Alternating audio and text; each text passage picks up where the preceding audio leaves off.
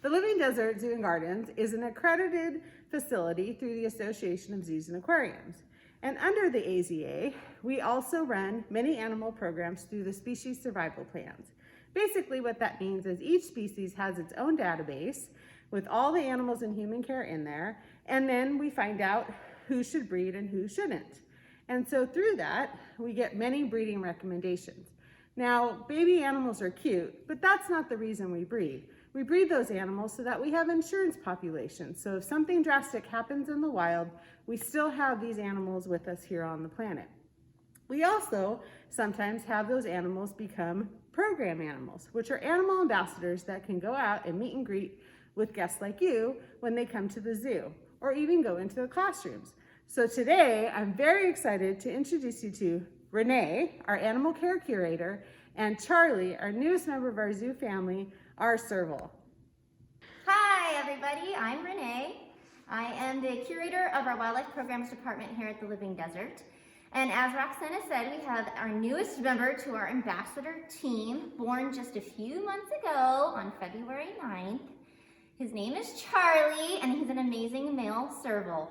So we're gonna let him out and have some fun here in our Discovery Center building where kids can explore, but today cats get to explore.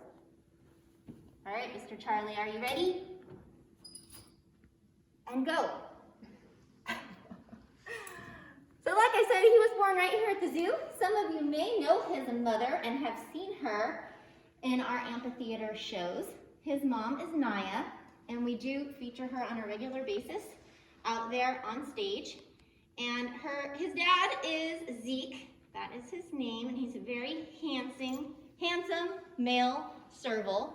And we decided, as Roxana mentioned, we had a breeding recommendation for Naya, and so we paired her with Zeke. And 6 months later, this is the product of them being paired together. So Charlie here is really special to us at the Living Desert, as this is a very new process for us to breed ambassador servals. So Naya is a first-time mom, and she did an awesome and excellent job at creating and raising this young little guy here. And we got involved though very, very early with ambassadors. It's super important so that we can help build a really strong connection and a bond with these animals, as well as just start to teach them things right away. Teaching them boundaries, teaching them natural behaviors that we can utilize to help educate our guests and inspire people to really care and to love this type of animal, or animals that we feature in our show. They're super impressive, and right now he is just in his prime of learning, honestly. At 3 months old, he's super motivated, and he likes to explore, and he's impressionable. So we can introduce him to different and new things, helping to build his resiliency so that he becomes a bomb-proof animal ambassador, which means we can take him anywhere, and we can introduce him to all kinds of new stimulus, smells, sounds, people, and he will be comfortable wherever he is taken and confident in his own really long legs and cute little feet to do what either we're asking him to do or just to be there and, again, hang out. His goal as an ambassador is to perform in our amphitheater shows, and we have taught him already quite a few things to get him there. He's learning how to jump up to a feather lure on cue. He also can circle when asked to do so. He can sit like a pretty boy, and he can crate really, really well. So we've taught him some essential skills so far in order to help him become a really awesome cat that can travel and show off his really cool and amazing skills.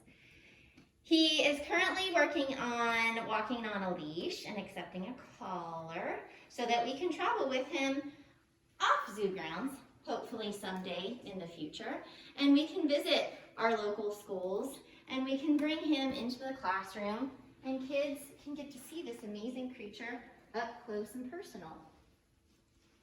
Now, some of you may have kittens at home or have had cats, and you know that they are full of energy, very rambunctious, investigating all things, getting into whatever they possibly can. And Charlie is no different. He is super inquisitive and requires a lot of time and energy and keepers to train and play with this young guy. He has 3 sessions a day where we are playing with him and interacting with him and training him. Again, those essential behaviors that we need not only for stage life, but also for just his management in general.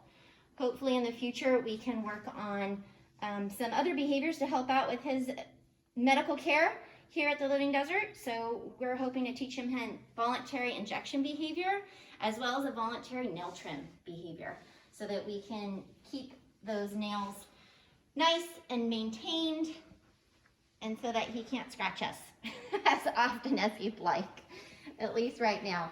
Again, he is a very playful and inquisitive cat, and he's learning how to work all of his predator parts. So he is learning how to catch things and capture them and grab onto them so that he can gobble them up. What do you think his tail flicking is telling us, Renee? I think his tail flicking is telling us that he is paying attention to his surroundings and he is intrigued by what he is smelling and walking around and finding. So they use that tail for communication purposes. It's also a little poofed out right now, and so that lets us know that he's a little excited about what he is discovering. This is his first time here in the Discovery Center, so this is all new for him, and he definitely is going to check out every nook and cranny that he possibly can. Now the room we're in right now is a dark room. It's a darker space where we usually feature a video that's running, and for him, you know, this is a nice, calm, quiet area with the lights out. And so cats generally like to find quiet, dark places to hide. They feel comfortable in places like that. And Charlie here is no different. Well, as Roxana mentioned, we participate in those SSPs, or those fancy dating services, for a lot of our species here at the Living Desert. Very excited to participate in the Serval SSP, and we hope that in the future we can contribute yet again. However, for the time being, we are going to be responsible, and we are not going to produce any kittens anytime soon, as we do have our hands full with Charlie and turning him into an awesome ambassador that hopefully you will all get back to come and see here at the zoo very soon. You saw that time?